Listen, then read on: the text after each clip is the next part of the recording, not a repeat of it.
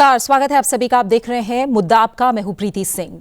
आज लोकसभा में एक ऐसा पल आया जिसने सिर्फ सदन ही नहीं पूरे देश को रोककर सुनने पर मजबूर किया।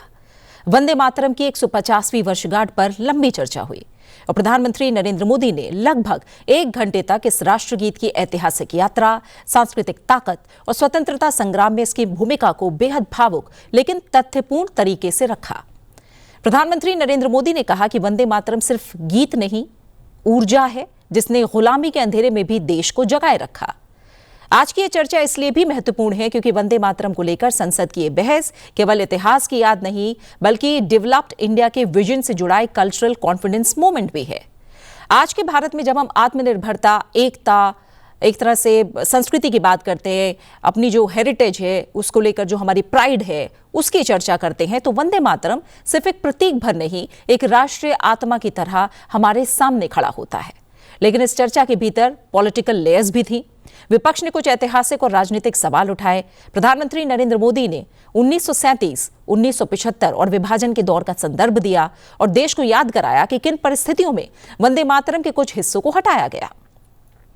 सवाल सिर्फ ये नहीं कि किसने क्या कहा, बड़ा सवाल ये भी है कि आज 150 वर्ष बाद वंदे मातरम की रेलेवेंस क्या है और हम इसे किस नैरेटिव के साथ आने वाली पीढ़ी तक पहुंचा रहे हैं।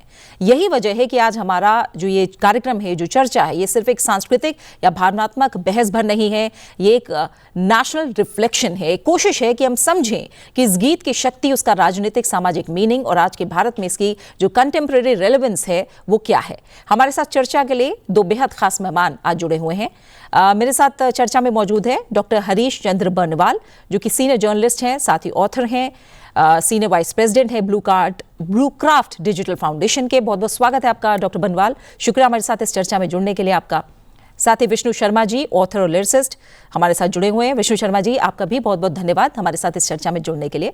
डॉक्टर बर्नवाल, शुरुआत आपसे करूंगी। क्यों वंदे मातरम पर चर्चा को आप सिग्निफिकेंट या मैं एक तरह से कहूँ अहम समझते हैं? और एक तरह से 1875 में जब बंकिम चंद्र चटर्जी ने वंदे मातरम लिखा तब वो सिर्फ साहित्य नहीं था, वो एक तरह से कहें सप्रेस्ड नेशन की स्पिरिचुअल डिक्लेरेशन थी। आपके हिसाब से प्रधानमंत्री नरेंद्र मोदी ने आज जिस तरह से ऊर्जा, संकल्प और भारत के कल्चरल कॉन्फिडेंस का प्रतीक बताया, क्या इस चर्चा का असली मकसद आज के इंडिया के नेशनल साइकोलॉजी को मजबूत करना है? देखिए, ये बहुत अच्छा सवाल है। सबसे बड़ी बात यह है कि आखिर वंदे मातरम की चर्चा हम क्यों ना करें। अब देखिए, मैं पूरा डिबेट सुन रहा था और प्रधानमंत्री मोदी ने जो कहा वो तो हमने पूरे देश ने देखा, लेकिन जो सबसे बड़ा सवाल है मैं वहीं से शुरू करता हूं, फिर आपको समझ में आ जाएगा।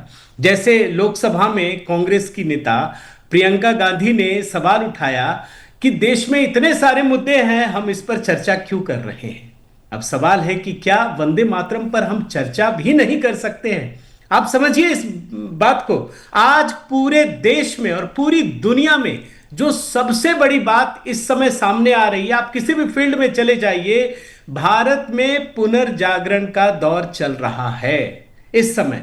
मतलब सांस्कृतिक रूप से जिस पुनर्जागरण की बात हो रही है ना, वो सिर्फ अर्थव्यवस्था की नहीं है, वो सांस्कृतिक रूप से भी है, वो धार्मिक रूप से भी है, तमाम मुद्दों को लेकर के है। आप देखिए, वंदे मातरम को लेकर के प्रधानमंत्री मोदी एक बहुत बड़ी बात कहते हैं।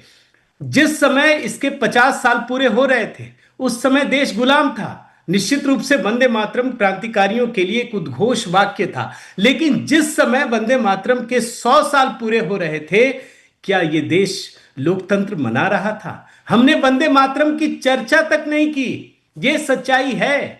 और आज 150 साल जब पूरे हो रहे हैं और मोदी सरकार इस पर चर्चा करवा रही है, तब भी लोगों को आपत्ति है। अब इसको आप ऐतिहासिक संदर्भ में देखिए, जिस तरीके से प्रधानमंत्री मोदी ने इसे प्रस्तुत किया है। जिस समय वंदे मातरम का विरोध जिन्ना ने किया था, सिर्फ 5 दिनों के भीतर, ये तो ऐतिहासिक तथ्य है ना, इसे तो कोई नहीं बदल सकता। नेहरू ने तुरंत चिट्ठी लिखी सुभाष चंद्र बोस को और उन्होंने कहा कि भैया इसमें कुछ गड़बड़ी है, मुसलमानों के लिए दिक्कत हो सकती है, और कुछ ही दिन में इसे बदल भी दिया गया, कई सारे पैराग्राफ हटा भी दिए गए।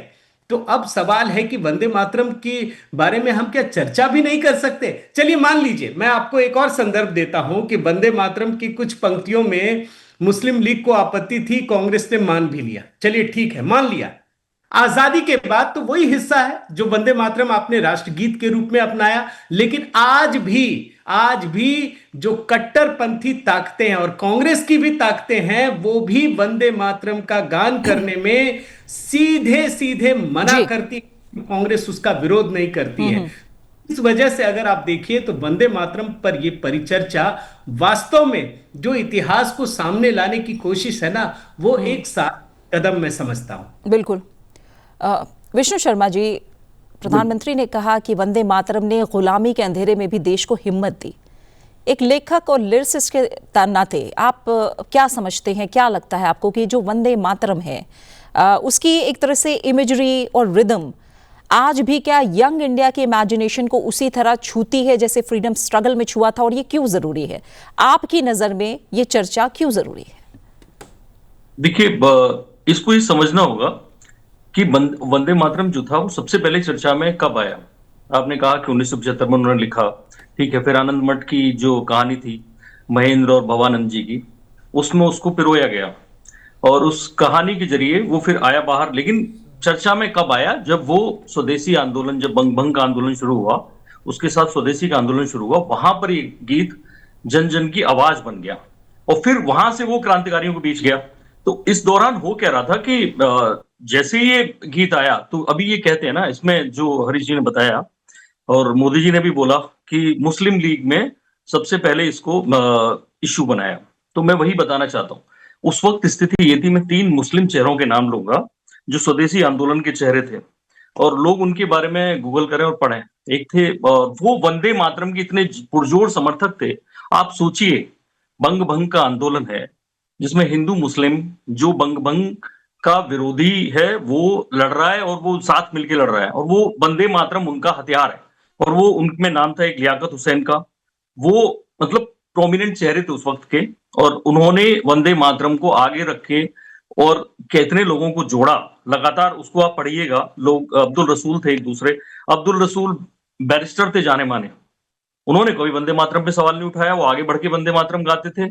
ऐसे ही एक और तीसरे थे, उन्हें गजनबी कहा जाता था, नवार विक्का और उल मुल्क, उनको तो गजनबी कहा जाता था। लेकिन बावजूद इसके उन्हें वंदे मातरम पर, उनके नाम को देखते हुए वंदे मातरम पर उनको ऐतराज होना चाहिए था, उनके कोई ऐतराज नहीं था। वो वंदे मातरम को जन जन का गीत मानते थे, उनके तमाम बयान उस वक्त के हैं। इन तीनों ने कभी कोई सवाल नहीं उठाया। एक जो सवाल सबसे पहले उठा था, क्योंकि इतिहास का छात्र हूं, मैं आपको बता देता हूं, 1923 में जब काकीनाडा अधिवेशन था कांग्रेस अध्यक्ष का, और उसमें जो अली बंधु थे उनमें से जो शौकत अली, मोहम्मद अली थे, उनमें से जो भी अध्यक्ष थे, उन्होंने वहां पे एक सवाल उठाया कि वो वंदे मातरम जब बजाया गया तो उठ के चले गए थे। लेकिन वो वंदे मातरम के शब्दों का विरोध नहीं कर रहे थे, वो म्यूजिक का विरोध था। म्यूजिक के विरोध में चले गए थे कि म्यूजिक पे का बजाया जा रहा है। जो सबसे पहला विरोध वो जिन्ना ने किया, और मैं पूछता हूँ जिन्ना ने तब क्यों नहीं किया जब रविन्द्रनाथ टैगोर ने गाया था कांग्रेस के अधिवेशन में। कितने अधिवेशनों में कांग्रेस के में वो बजता रहा, लेकिन कभी जिन्ना ने विरोध नहीं किया। जिन्ना क्योंकि मुस्लिम लीग, उन्होंने मुस्लिम लीग में गए और उसके बाद जब उन्होंने अपनी मुस्लिम राजनीति शुरू की तब ये किया। लेकिन हैरत अंगेज वही था, जैसे 5 दिन के बाद नेहरू जी को क्या तब से नहीं पता था कि वंदे मातरम क्या है? उन्होंने वहां से शुरुआत की, इसकी विरोध की, और वो लगातार होती रही। लेकिन अगर मुझे थोड़ा 2 मिनट और दें तो मैं आपको बताता हूं कि इस कहानी में एक गीतों की लड़ाई है आपस की। उस गीतों की लड़ाई में गॉड सेव द किंग या God save the king queen जो है, जो इंग्लैंड का राष्ट्रगान है, वो आता है। वो कैसे आता है? ये जो गीत लिखा गया बंकिम चंद्र चटर्जी का, अगर आप इतिहास में जाएंगे तो वो तब सरकारी कर्मचारी थे और वो इस बात से परेशान थे कि सरकार जो है प्लान कर रही है, अंग्रेजी सरकार, की गॉड सेव द किंग को अब दफ्तरों में गवाया जाए। जब भी कार्यक्रम शुरू हो वहां का कोई, God save the king, God save the queen, ये बजे। तब गुस्से में या कहिए प्रतिरोध में उन्होंने ये गीत लिखा था। और जब ये गीत लिखा कि भारत का अपना गीत होना चाहिए, अब इसका विरोध कर रहे हैं नेहरू जी।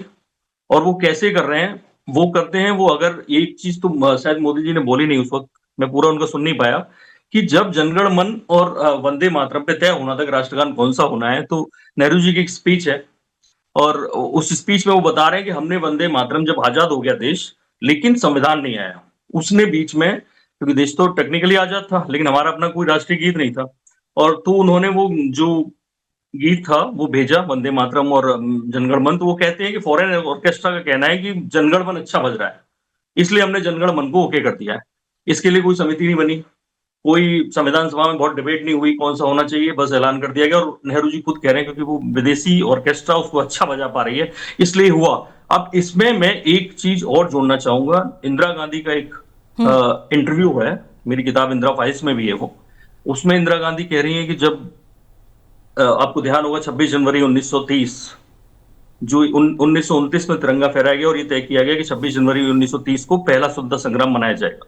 तो जब वो रावी पे तिरंगा फहरा के आते हैं कांग्रेस अध्यक्ष के रूप में, तो अगले दिन उनका वहां इलाहाबाद में जुलूस निकलता है। उस जुलूस में इंदिरा गांधी अपने इंटरव्यू में कह रही है, मुझे एक ही गाना याद है जो बज रहा था, जो बैंड पे घोड़े पे बैठे हुए थे नेहरू जी, और वो गाना था गॉड सेव द किंग। आप सोचिए उन्हें वो गाना पसंद आ रहा है, उन्हें वंदे मातरम पसंद नहीं आता है। तो ये ढेर सारी चीजें हैं, ये ढेर सारी राजनीति है जो उनके अंदर की कुंठाएं हैं, वो वहां हावी होती रही। और वो कभी उसको बीच में टैगोर का नाम लेके आगे करते रहे, कभी किसी और का नाम लेके आगे करते रहे। लेकिन उस वक्त जिन्ना को छोड़ के कोई मुस्लिम नेता ऐसा नहीं है बड़ा, ना मौलाना आजाद ने विरोध किया, ना रफी अहमद किदवई ने विरोध किया, लेकिन नेहरू जी लगातार करते रहे। जी डॉक्टर बनवाल, थोड़ा सा हम देखें जो चर्चा में भी आया और हम सब इस इतिहास को जानते समझते हैं कि 1905 से 1912 के बीच ब्रिटिश सरकार ने वंदे मातरम पर 14 बड़े प्रतिबंध लगाए। स्कूलों में बैन, जुर्माने, गिरफ्तारी, ये सब कुछ हुआ। क्या वंदे मातरम पर ये जो दमन रहा, ये साबित करता है कि ये सिर्फ सांस्कृतिक प्रतीक नहीं बल्कि जो कॉलोनियल पावर रही है उसके खिलाफ सबसे शक्तिशाली पॉलिटिकल वेपन था? और आज लोकसभा में सरकार ने जो वंदे मातरम को लेकर कहा है कि राष्ट्रीय चेतना का मूल स्वर है, आपको लगता है कि 2047 के अमृतकाल की यात्रा में ऐसे राष्ट्रीय प्रतीकों को मजबूती देना आज के दौर में एक स्पष्ट कल्चरल कॉन्फिडेंस की ओर देश का बड़ा कदम है? निश्चित रूप से, इसमें कहीं दो मत नहीं। और इसीलिए शायद कोई भी पार्टी हो, जब संसद में यह तय हुआ कि इस पर परिचर्चा होगी, तो कोई खुलकर विरोध नहीं कर पाया। लेकिन आप देखिए, मजेदार बात है ये कि जब प्रधानमंत्री मोदी, आज पहली बार ऐसा हो रहा है मेरे ख्याल से, कि जब किसी परिचर्चा की शुरुआत खुद प्रधानमंत्री कर रहे हैं, फ्रंट में लीड लेते हुए वो इस परिचर्चा में भाग लेते हैं। और उस समय भी जो देश के प्रतिपक्ष के नेता है राहुल गांधी, वो मौजूद नहीं रहते हैं। आप इस बात को समझने का प्रयास कीजिए। वंदे मातरम के बारे में जो प्रधानमंत्री मोदी ने एक एक बात कही है, जो तथ्य रखे हैं, वो अपने आप में पुष्ट करते हैं। और ये कहने की भी जरूरत नहीं है, क्योंकि वंदे मातरम पर अगर अंग्रेज सरकार बार बार पाबंदी लगा रही थी, तो इसका मतलब है कि उसे इसका डर सता रहा था। और जिस तरीके से उस समय लोगों में ये गीत, ये दो शब्द जोश भर रहे थे, वो वास्तव में ब्रिटिश सरकार को हिलाने के लिए काफी था। इसमें कहीं कोई डिबेट नहीं है, इसमें कोई ऐसी बात नहीं है कि हम कोई चर्चा भी करें। लेकिन चर्चा हम इसलिए कर रहे हैं कि जो भूतकाल में गलतियां हुई हैं, अगर हम उसको देखें नहीं तो हम आज के संदर्भ में कैसे सीख सकते हैं। और इसीलिए मैं कह रहा हूं, अभी देखिए, अभी हाल की एक घटना आपको बताता हूं। जब रूस के राष्ट्रपति व्लादिमीर पुतिन आ रहे थे, तब प्रतिपक्ष के नेता राहुल गांधी ये सवाल उठा रहे थे कि मुझे तो नहीं बुलाया गया। और मैं अभी इस समय रिसर्च करके देख रहा था, कम से कम इस साल 5 बड़े वाक्य, आप समझिए, गणतंत्र दिवस परेड हो रहा था, राहुल गांधी नहीं पहुंचे। स्वतंत्रता दिवस समारोह में राहुल गांधी नहीं पहुंचे। वाइस प्रेसिडेंट का शपथ ग्रहण समारोह हो रहा है, राहुल गांधी नहीं पहुंचे। और उसके बाद चीफ जस्टिस ऑफ इंडिया के शपथ ग्रहण समारोह में नहीं पहुंचे, आज भी नहीं पहुंचे। आप समझ लीजिए कि इस समय देश में जो 2 धाराएं चल रही है ना, एक धारा निश्चित रूप से तुष्टीकरण में इस हद तक आगे जा चुकी है कि उसको काउंटर करने के लिए वंदे मातरम जैसे गीतों की बड़ी सख्त जरूरत है। और इस गीत पर अगर परिचर्चा हो रही है, तो मैं मानता हूं कि भारतीय संस्कृति के पुनर्जागरण का जो दौर चल रहा है, उसमें यह परिचर्चा एक बहुत बड़ा मील का पत्थर साबित होने वाला है। और एक लेखक के तौर पर अगर विष्णु जी मैं समझूं तो रवीन्द्रनाथ टैगोर ने 1896 में कांग्रेस के अधिवेशन में इसे पहली बार गाया। आपको लग रहा है कि जो आज की संसद में इसकी गूंज उठी वंदे मातरम की, वो उस 1896 वाली मॉरल फोर्स को फिर से कहीं ना कहीं रिवाइव करता है? और दूसरा एक फैक्ट अगर देखें और समझे तो मैडम कामा ने 1907 में जर्मनी में जो पहला तिरंगा फहराया था, उस पर वंदे मातरम लिखा था। तो कैसे ये साबित होता है कि गीत सिर्फ भारत में नहीं बल्कि ग्लोबल इंडियन आइडेंटिटी का भी फाउंडेशन स्टोन रहा है? वो जो झंडा आप बात कर रहे हैं, जो ध्वज था, वो RRR फिल्म में भी दिखाया था, उसको सावरकर ने डिजाइन किया था। श्यामजी कृष्ण वर्मा की उसमें सलाह थी और वो सावरकर ने डिजाइन किया था और भिकाजी कामा को दिया था कि आप स्टुटगार्ट जर्मनी में जाके उसको फहराइए। तो जिस आप ध्वज की बात कर रही हैं, तो ऐसा नहीं था। सच बात यही है कि बिपिन चंद्र पॉल ने तो 1906 में पेपर के एडिटर रहे थे, वो उसका नाम था वंदे मातरम। तो वंदे मातरम एक ऐसी आवाज बन गया था उस वक्त, और केवल यहां नहीं, मतलब सच कह रही हैं आप कि जहां भी इंडियन थे वो वंदे मातरम को उतना ज्यादा प्रमोट कर रहे थे। उस ध्वज पे लिखा हुआ था। और मैं ये बात करता हूँ कि आप जो भी उस वक्त गिरफ्तार होता था या जुलूस होता था, निकलता था, वहां वंदे मातरम एक तरह से अंग्रेजों को चिढ़ाने के लिए उपयुक्त होता था, यूज होता था। अब उसमें क्या होता था, जब जब भी मैं बात कर रहा हूँ खुदीराम बोस की, उन्होंने कोर्ट में नारा लगाया वंदे मातरम का। जब भी आप बात कर लीजिए, उसी वक्त कोचीन में एक बहुत बड़ा नेवी विद्रोह हुआ था, उस वक्त वो लोग वंदे मातरम का नारा लगा रहे थे। आप कहीं भी जाइए, मतलब जो जिसने जैक्सन को मारा था, अनंत कनेरे, उन्होंने नारा लगाया था और वो नारे लगा के चिढ़ाते थे, वंदे मातरम नारा लगाते थे, अंग्रेजों को देखते थे और उन्हें वंदे मातरम लगा के चले जाते थे। और ये अगर मैं आपको बात करूं, ये लोग पूछते हैं कि संघ ने क्या किया। डॉक्टर हेडगेवार को स्कूल से निकाल दिया गया था, 9 या 10 में कुछ पढ़ रहे थे वो, उनको स्कूल से निकाल दिया गया था क्योंकि वो वंदे मातरम आंदोलन चला रहे थे। कि वहां जो भी अंग्रेज आए इंस्पेक्शन के लिए, उसके आगे वंदे मातरम नारा लगाना है। तो एक अंग्रेज आए और वो चेक करने के लिए उनके स्कूल में, जो नील कुछ करके स्कूल था उनका नागपुर में, और हर क्लास में जब वो घुसता और वंदे मातरम के नारे लगते, वो परेशान हो गया। कुछ बच्चों को पकड़ा गया, पता किया गया कौन लगा रहा था, क्या किसने सिखाया, ये करके फाइनली दो स्टूडेंट्स निकाले गए, जिनमें एक डॉक्टर हेडगेवार थे और एक और थे, कि वंदे मातरम का नारा लगाना है। तो वंदे मातरम इतनी बड़ी वो बन गया था कि ये लोग रोक नहीं पा रहे थे कि कैसे उसको रोका जाए। धीरे धीरे ये शुरू हुआ कि खाली वंदे मातरम नहीं है, प्रॉब्लम इनको तीनों प्रतीकों से थी। मैं आपको बता दूं, जो हमारे सिंबल हैं, आप ध्वज की बात कर लीजिए कि राष्ट्रध्वज का क्या हो। एक कांग्रेस से एक ध्वज कमेटी बनाती है कि नेशनल फ्लैग कमेटी बनी कांग्रेस की अपनी, और वो फ्लैग कमेटी ने ये तय किया। और फ्लैग कमेटी में कौन कौन थे? सरदार पटेल थे, नेहरू जी थे, आजाद भी थे, बड़े बड़े कई 6-7-8 नाम थे, नेहरू खुद थे। और उस कमेटी ने, मतलब क्या कहते हैं उसको, कि बिना किसी विरोध के निर्विरोध रूप से चुना के एक झंडा होगा और उसका कलर भगवा होगा। ये उस कमेटी की रिपोर्ट है, मैंने फेसबुक पे भी शेयर की थी लास्ट ईयर। उस कमेटी की रिपोर्ट है कि एक ही झंडा होगा। बावजूद इसके, अब जब गांधी जी ने, जब ये 37 में कमेटी बनी वंदे मातरम की, कि वंदे मातरम की कमेटी बने, उसमें कौन सा स्टैंजा रखा जाएगा, कौन सा निकाला जाएगा, तो गांधी जी ने हरिजन में फिर लेख लगा कि भाई कमेटी ने तय किया है तो यही चलेगा। लेकिन जब कमेटी ध्वज कमेटी कर रही है कि भैया भगवा होना चाहिए, तो आपने भगवा क्यों नहीं रखा?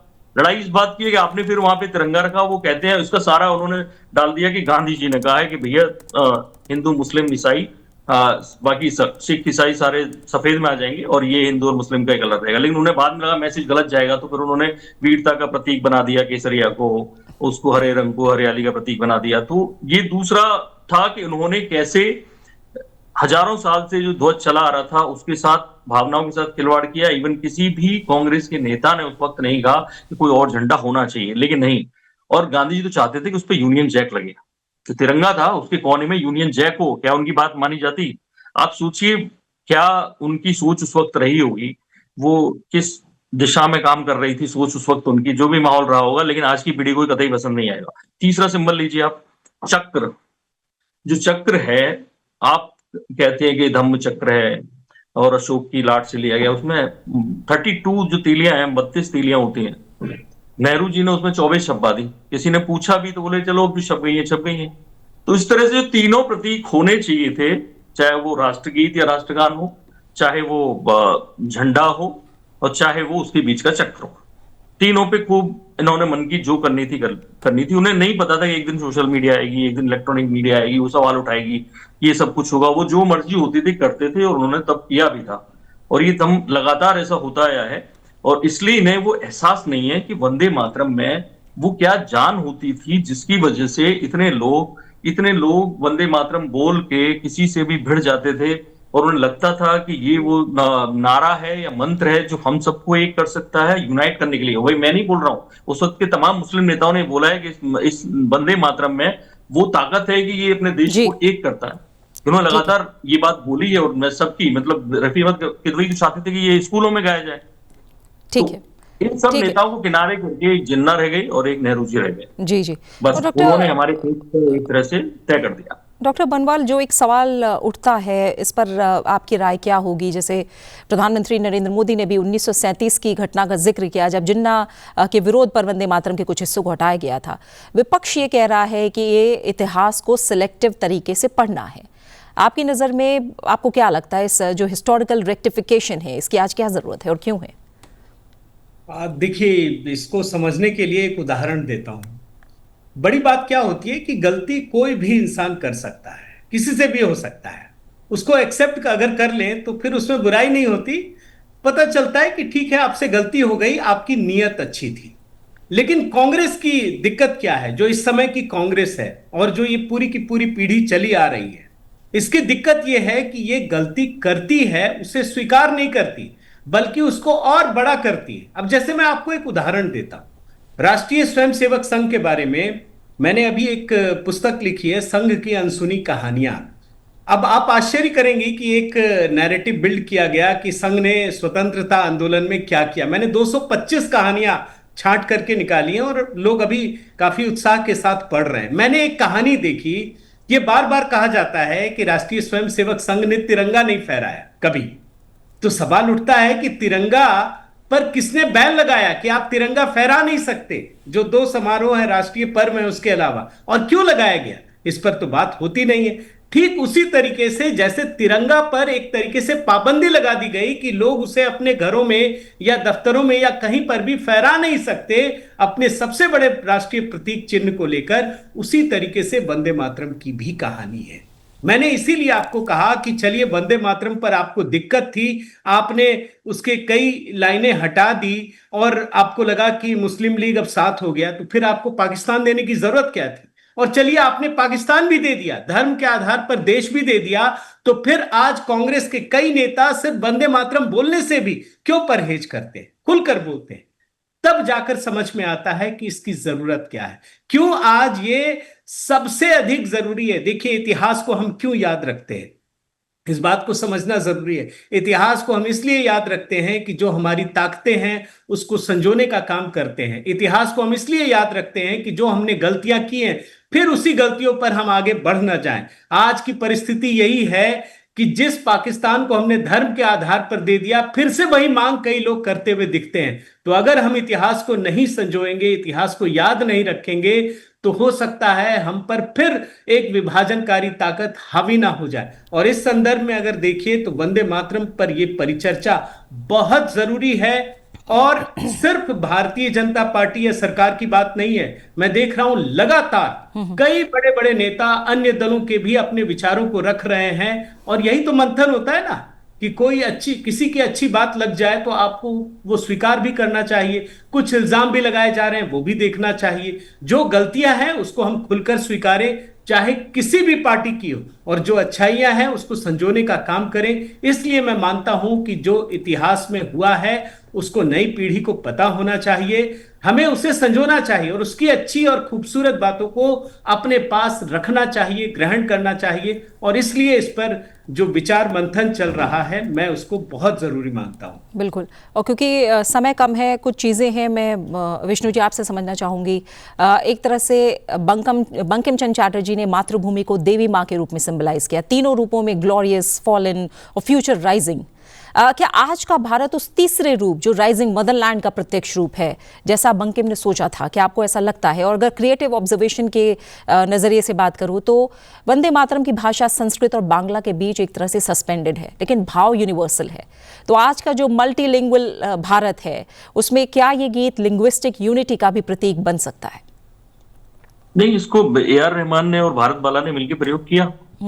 जो बनाया उन्होंने, माँ तुझे सलाम, वो था आपके पास। भारत में कम से कम ये लिबर्टी है, वो गांधी जी ने ले ली थी, ईश्वर अल्लाह तेरो नाम, अल्लाह उसमें डाल दिया था और लोगों ने उसका कोई विरोध नहीं किया। तो वो क्रिएटिव लिबर्टी आपके पास है कि उन भावों को आगे कैसे ले जाएं।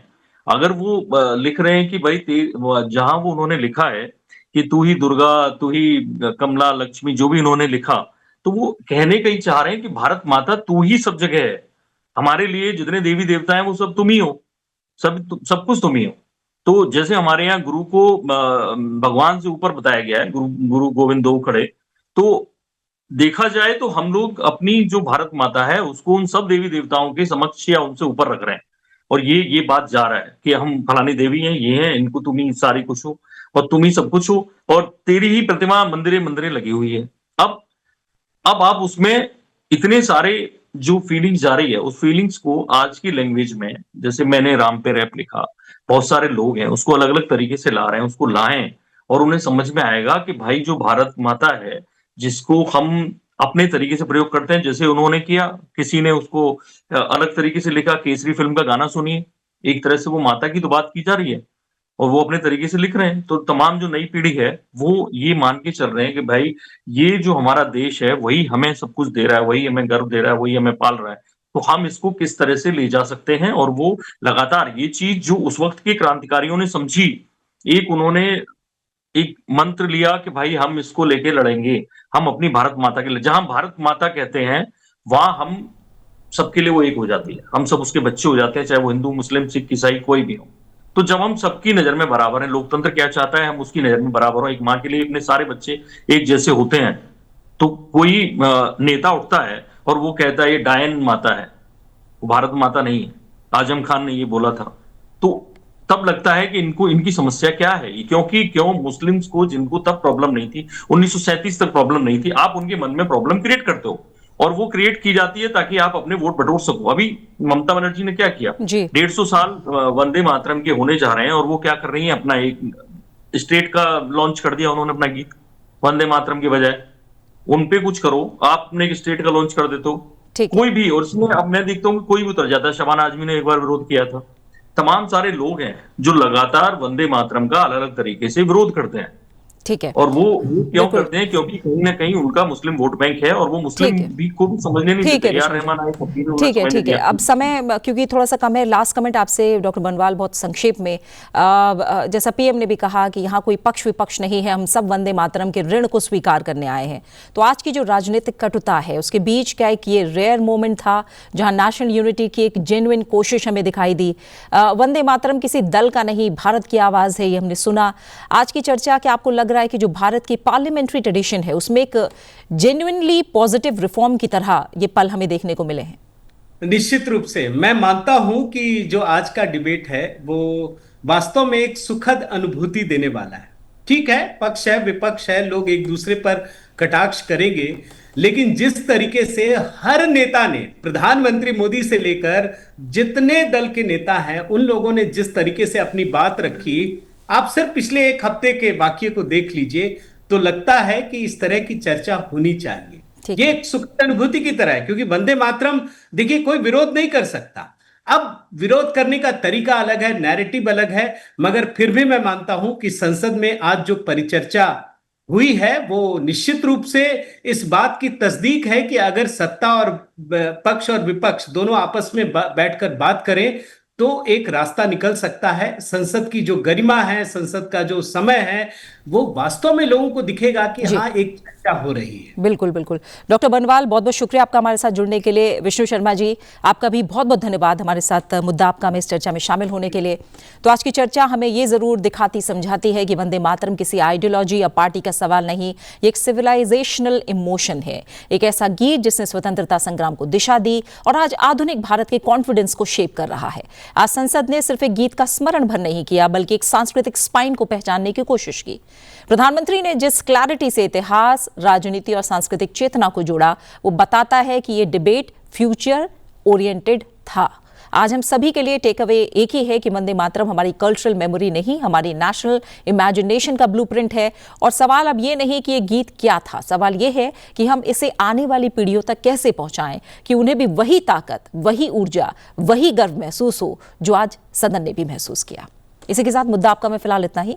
नमस्कार।